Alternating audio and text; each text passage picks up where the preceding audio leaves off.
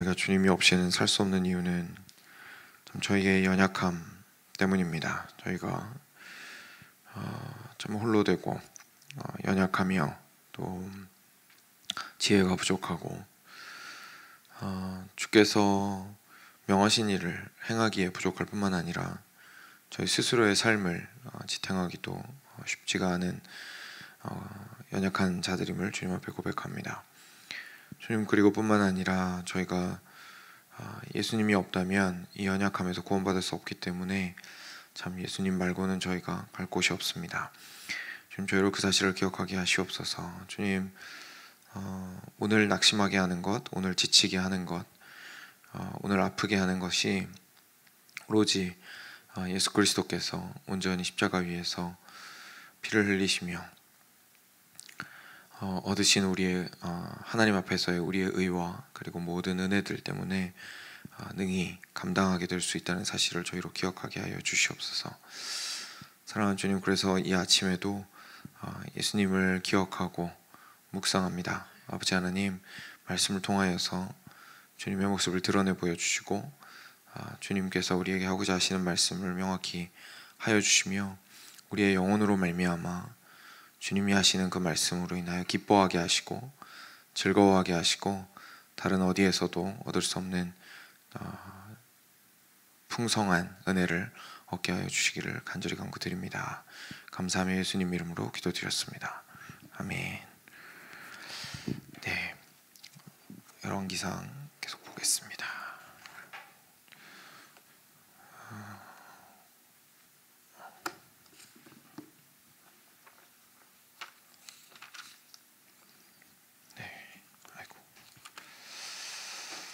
열왕기상 14장, 오늘은 21절부터 31절까지입니다. 14장 21절부터 끝까지입니다. 같이 교독하겠습니다. 21절부터 제가 읽겠습니다. 솔로몬의 아들 르호보암은 유다 왕이 되었으니 르호보암이 왕위에 오를 때에 나이가 41세라. 여호와께서 자기 이름을 두시려고 이스라엘 모든 지파 가운데서 택하신 성읍 예루살렘에서 17년 동안 다스리니라. 그의 어머니의 이름은 나아마요 암몬 사람이더라. 보시기에 악을 행하되 그의 조상들이 행한 모든 일보다 뛰어나게 하여 그 범한 죄로 여호와를 노엽게 하였으니 이는 그들도 산 위에와 모든 푸른 나무 아래에 산당과 우상과 아세라상을 세웠습니다. 그 땅에 또 남색하는 자가 있었고 여호와께서 이스라엘 자손 앞에서 쫓아내신 국민의 모든 가증한 일을 무리가 본받아 행하였더라. 르호보암 왕 제5년에 애굽의 왕 시삭이 올라와서 예루살렘을 치고 또 솔로몬이 만든 금 방패를 다 빼앗은지라. 르호보암 왕이 그 대신 노수로 방패를 만들어 왕궁 문을 지키는 시위대 대장의 손에 맡김에 왕이 여호와의 성전에 들어갈 때마다 시위하는 자가 그 방패를 들고 갔다가 시위소로 도로 가져갔더라. 르호보암의 남은 사적과 그가 행한 모든 일은 유다 왕 역대지략에 기록되지 아니하였느냐. 르호보암과 여로보암 사이에 항상 전쟁이 있으니라. 함께 읽겠습니다. 르호보암이 그의 조상들과 함께 자니 그의 조상들과 함께 다윗성에 장사되니라. 그의 어머니의 이름은 나아마요 암몬 사람이더라. 그의 아들 아비암이 대신하여 왕이 되니라. 아멘. 네, 오늘은 어제는 이제 르호보암의 마지막 여로보암의 마지막을 볼 수 있었고 오늘은 이제 솔로몬의 아들인 르호보암의 마지막을 저희가 같이 보게 됩니다. 처음에 보시면 솔로몬의 아들 르호보암이 유다 왕이 되었는데 41세에 왕위에 올라서 예루살렘에서 17년 동안 다스렸습니다. 근데 여기에 그 이어서 나오는 부분이 어머니의 이름이 나오죠. 그의 어머니의 이름은 나아마요 암몬 사람이더라 이렇게 나오고 오늘 말씀이 이제 21절인데요. 마지막 31절에도 보면 맨 마지막에 그의 어머니의 이름은 나아마요 암몬 사람이더라. 그의 아들 아비암이 대신하여 왕이 되니라. 이렇게 이야기하는데요. 이제 강조하는 거죠. 그 솔로몬이 처음에 애굽 공주로부터 시작하여서 이방 여인들을 취하기 시작하다가 이제 결국은 암몬 사람과도 이제 통혼을 하였는데 하나님께서 굉장히 엄금하시는 일이었죠. 암몬 족속과는 절대로 그렇게 상종하는 것 자체를 굉장히 엄히 금하셨던 것이 사실 모세 당시에 하나님께서 하셨던 말씀이었고, 뭐 결혼은 말할 필요도 없죠. 결혼은 이방인들, 다시 말해서 다른 신을 섬기는 이들과는 절대로 하지 않을 것에 대해서 이야기를 하셨었기 때문에 솔로몬이 했던 그 결혼에서의 문제는 사실 굉장히 심각한 것이었습니다.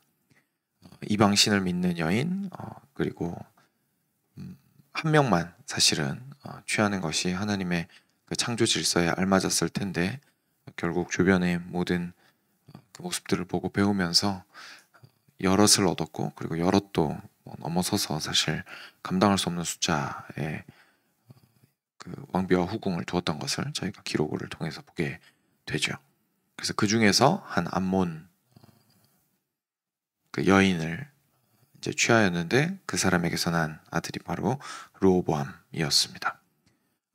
그러니까 그 지금 현재 이스라엘의 현 상황을, 그 뿌리를 지금 계속 알려주고 있는 겁니다.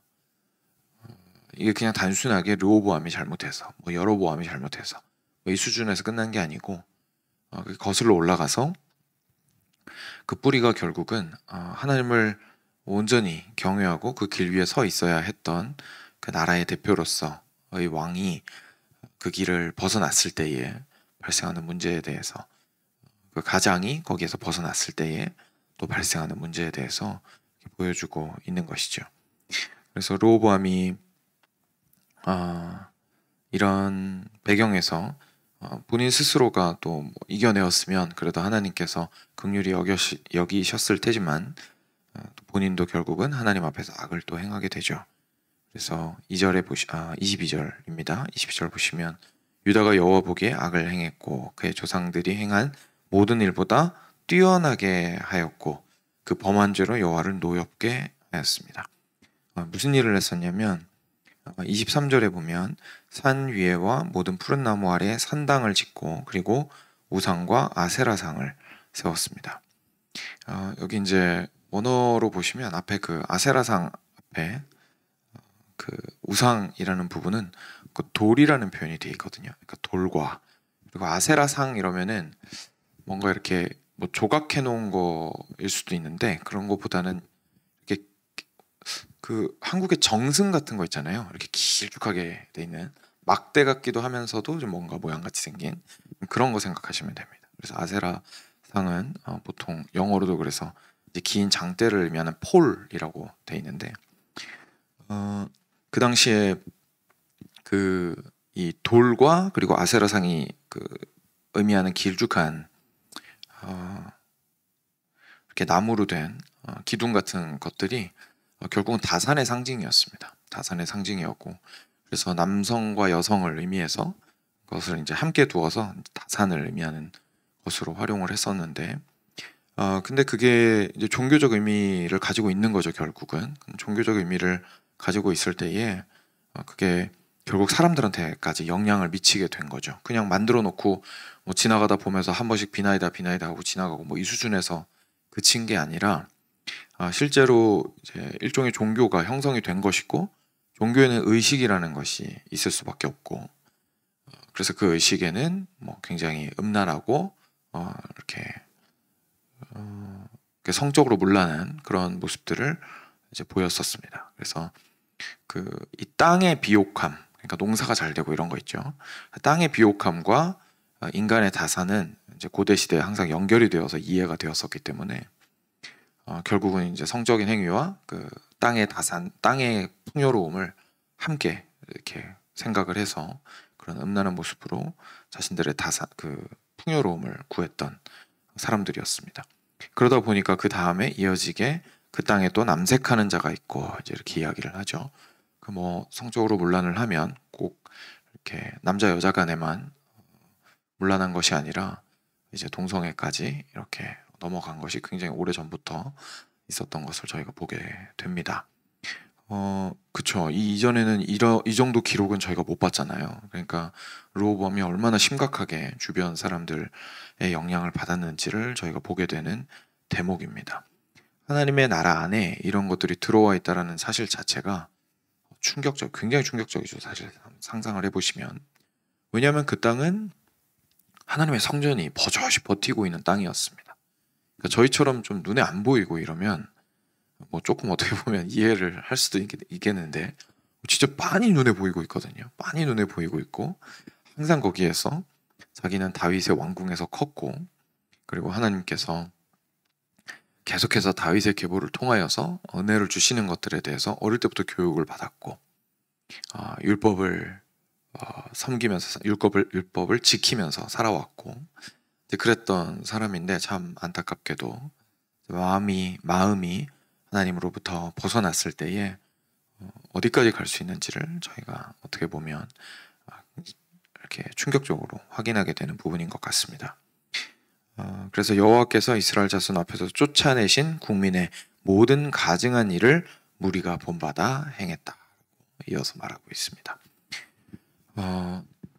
사랑하는 여러분, 그래서 저희가요, 사실 이 부분에서 한번 저희 자신을 좀 돌이켜 볼 필요가 있습니다. 저희가 하나님을 믿고 나서 쉽게 말해서 내가 섬기는 하나님은 이제 딱 정해졌습니다. 그렇죠? 나는 우리 성경이 말하는 삼위일체 하나님, 예수님을 통해서만 믿는 우리 삼위일체 하나님을 믿겠다. 이렇게 이제 믿는 하나님에 대해서는 어떻게 보면 그 대상은 아주 명확해졌고 결정이 되었습니다.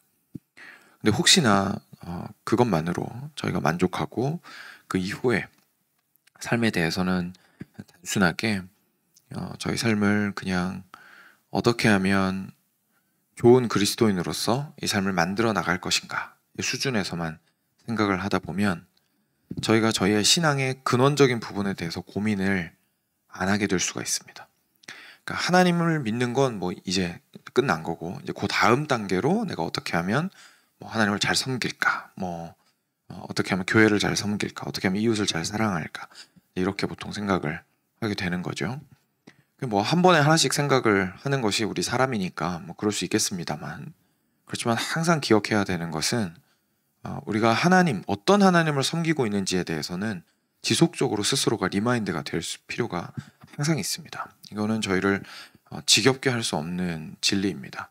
왜냐하면 그 하나님이 어떤 분이신지는 계속해서 알아가야 되는 것도 첫 번째로 있고요. 왜냐하면 하나님을 저희가 다 알 수가 없잖아요. 그래서 한번 믿었다고 해서 내가 나 하나님 믿어 이러고 지나갈 문제가 아닌 거죠. 그 하나님이 어떤 분이신지 저희가 평생을 걸쳐서 알아가야 하는 부분이 있고요.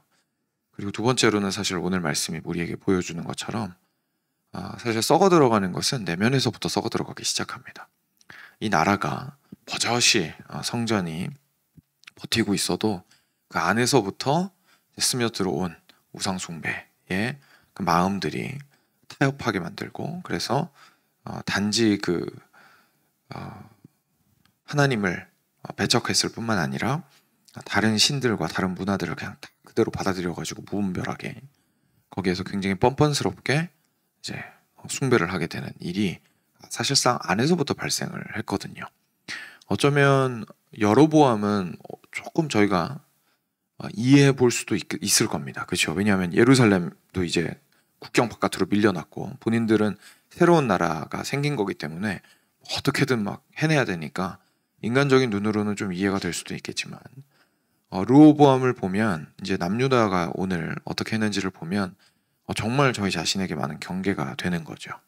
그리스도인으로서의 우리의 삶 속에서 항상 가장 본질적으로 하나님은 누구신지에 대해서, 그리고 우리 예수님을 통해서 내가 어떻게 하나님 앞에 은혜로 나아갈 수 있게 되었는지에 대해서, 이런 굉장히 기초적이고 본질적인 부분들에 저희는 항상 저희의 영혼을 이렇게 드릴 수 있어야 합니다. 그래서 가장 힘들고 지금은 막 삶의 최전선에 있어서 삶에서 내가 맞닥뜨리는 일들 때문에 내가 힘들고 바쁘고 정신없을 때라 할지라도 결국 우리가 가장 큰 위로를 받는 곳은 거슬러 올라가서 하나님 아버지가 누구신지를 기억하고 우리 예수님께서 나를 위해서 행해 주신 일을 기억할 때에 비로소 우리가 참된 위로를 얻을 수 있게 되죠. 그리고 오늘 말씀처럼 이제 르호보암의 길로 따라가지 않을 수 있게 될 겁니다. 여기에서 22절에 보시면 하나님께서 그 범한 죄로 여호와를 노엽게 하였더니 이렇게 나오는데요. 여기서 하나님께서 노여워하셨다라는 표현이 질투하는 분노를 뜻합니다. 질투하는 분노. 이제 여기는 그냥 노엽다라고 이렇게 표현을 했는데 잘 아실 겁니다. 선지서에 가면 하나님께서 항상 나는 질투하는 하나님이다, 이제 이런 표현 많이 쓰시잖아요. 그래서 우리가 항상 하나님을 경외하고 방금 우리가 생각해 보았듯이 하나님이 누구신지를 알아가고 그리고 하나님만을 붙들고 믿는다라는 사실을 기억하고 하는 것은 결국은 하나님을 지속적으로 사랑하는 그 마음을 계속 하나님께로 향하고 있다는 뜻입니다. 왜냐하면 하나님과 우리의 관계가 사랑의 관계이기 때문에 그렇죠. 그래서 여기에서 저희가 등을 돌리면 어제 여로보암에게서 나왔던 표현대로 하나님에게 속한 것을 등 뒤로 던져버리면 하나님 입장에서는 저희가 그 사랑의 배신을 한 게 되는 것이죠. 그렇기 때문에 결혼관계 안에서 당연히 결혼 안에서의 결혼 생활의 신실함을 지켜야 하는 남편과 아내 둘 중에 한 명이 등을 돌리게 되면 그거는 신실하지 못한 것이고, 그리고 그가 등을 돌렸을 뿐만 아니라 다른 여인이나 다른 남자를 사랑하게 되면 질투심이 생기는 것이 나쁜 게 아니라 당연한 것처럼 하나님께서 우리를 향해서 보여주시는 그 분노는 그냥 단순하게 내 말 안 들어?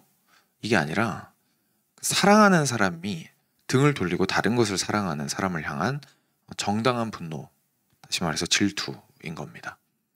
그래서 그 사실을 깨달았을 때 우리가 정말 하나님과 내가 어떤 관계에 있는 것이구나 라는 거를 항상 리마인드 하는 것이 왜 중요한지를 다시 한번 깨닫게 되는 거죠. 왜냐하면 저희가 이렇게 이야기합니다. 하나님, 제가 겨우 이 정도 한 것 가지고 저 뭐 이렇게까지 혼내십니까? 제가 이 정도 한 것 가지고 이렇게까지 반응하십니까? 라고 저희가 이야기할 수 있는 거죠. 근데 만약에 하나님과 그냥 법을 지키고 말고 수준의 관계라면 그렇게 이야기할 수 있을 겁니다. 그렇게 이야기할 수 있을 겁니다. 저희가 뭐 이런 거죠. 스피드를 한 3마일을 했는데 예를 들어서 경찰관이 잡았어요. 그러면 진짜 좀 너무 심한 거 아닙니까? 3마일인데, 그죠? 13마일이면 제가 이해를 하겠는데 3마일은 좀 너무하잖아요. 이제 경찰이랑은 그럴 수 있죠. 그렇게 이야기해 볼 수 있을 겁니다. 그럼 경찰이 그래요, 뭐 3마일이니까 하면서 경고만 하고 그냥 지나가라고 해줄 수 있겠죠. 근데 문제는 그게 사랑의 관계일 경우에는 문제가 달라지죠. 그러니까 저희가 보통 이렇게 이야기합니다. 결혼 안 해서 별것도 아닌 걸로 마음 상합니다 라는 이야기 우리 하잖아요. 별것도 아닌 걸로 굉장히 서로 상처를 받습니다. 그래서 저희가 그 일 자체를 별것 아닌 걸로 자꾸 낮춰가지고 저희 마음의 상처를 해결하려고 하거든요, 많이. 근데 사실 그 일이 작은 일이 아닌 거죠. 사실은 작은 일이 아닌 겁니다. 왜 작은 일이 아니냐면 일은 작아도 그 일이 금을 가게 만들고 있는 관계가 큰 것이기 때문에 그렇습니다. 그 관계가 너무 크니까 그 안에서 그 소중한 관계를 조금이라도 크랙을 가게 만드는 작은 말과 작은 행동들이 굉장히 크게 느껴질 수밖에 없습니다. 그렇죠? 다른 사람이 그 말했다고 저희가 똑같이 상처받지 않잖아요. 그러니까 소중하게 생각을 하고 더 조심하게 행동을 할 수밖에 없게 되겠죠. 그래서 가족 안에서 무조건 마냥 퍼져서 편할 수 있어야 된다는 말은 사실 반만 맞는 말인 것 같습니다. 반만 맞는 말인 것 같습니다. 왜냐하면 정말 편안하게 서로의 허물도 용서해 줄 수 있어야 하니까 당연히 가족 안에서는 그런 나눔도 있어야 하고 편안함이 먼저 당연히 기초가 되어야 합니다. 그건 너무 중요한 거고요. 가정 안에서도 긴장하고 있으면 너무 안 좋겠죠. 그런데 그럼에도 서로를 소중하게 생각을 하기 때문에 서로에게 대할 때 항상 조심하는 것은 저희가 참 가정 안에서도 중요한 것 같다라는 생각이 참 많이 듭니다. 그러니까 이것이 결국 하나님과의 관계에 있어서도 동일하게 적용이 되는 거죠. 하나님과의 관계는 물론 편안하고 우리가 참 평안함 가운데 우리가 아랠 것들을 다 아랠 수 있고, 그리고 주님의 자비와 긍휼을 기대하면서 어리광도 부리고 저희의 죄들도 아뢰고, 그리고 저희의 상처들도 이야기하고, 화나는 것들도 다윗이 그랬던 것처럼 기도하고 불평하고 할 수 있습니다. 그런데 내가 하나님과의 관계를 깨뜨리는 행동에 대해서 관대할 수는 없다는 얘기입니다. 이 관계를 소중하게 생각하고 그 관계 안에서 편안함으로 서로를 사랑함으로 대화하고 서로를 이해하는 방식으로는 무엇이든지 나와도 상관없겠지만, 우리가 하는 행동이나 말이 관계 자체를 깨뜨리는 것이라면 이건 사랑의 관계이기 때문에 사실 굉장히 큰 어려움을 가져올 수 있다는 것을 보게 되는 것이죠. 그래서 마지막에 우리가 다시 한번 생각하게 되는 게, 이 르호보암의 어머니가 암몬 여인이었다는 사실로 다시 돌아올 수가 있습니다. 그러니까 르호보암 어머니가 암몬 여인이었다는 게 단순한 문제가 아닌 겁니다. 그러니까 이게 그냥 하나님께서 하지 말라고 한 일을 했던 것이 아니라 결국은 하나님께서 말씀해 주시는 거죠. 이게 결국 사랑의 문제다. 그러니까 결국 여인을 향한 그의 사랑이 문제였던 거잖아요. 그죠? 하나님을 향한 사랑을 올바르게 누리고 있었다면 하나님을 사랑하는 사랑 때문에 암몬 여인을 사랑할 수 없었을 겁니다. 그런데 이미 하나님을 향한 사랑에서 금이 가기 시작했기 때문에 사실 암몬 여인을 사랑하게 된 것이었죠.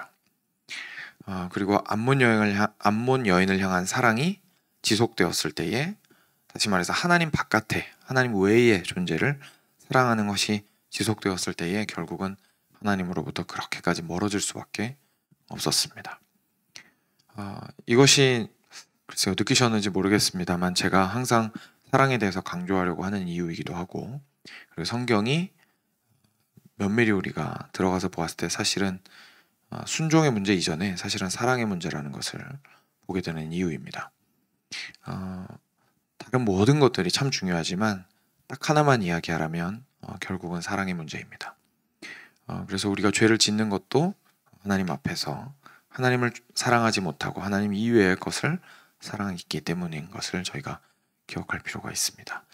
오늘도 앞서 저희가 나눴던 것처럼 본질로 돌아가서 이 아침 마음을 잠잠케 하고 우리를 얼마나 주께서 사랑하셨고, 그리고 내가 어떻게 주님을 사랑하여야 하며 또 사랑하는지, 저희도 사랑하잖아요. 그렇죠? 그래서 주님을 사랑하는지를 한번 묵상하시고 주님께 고백하시고 주님의 사랑을 구함으로 오늘 하루를 시작하시는 여러분 되시기를 주님의 이름으로 축원드립니다. 같이 기도하겠습니다.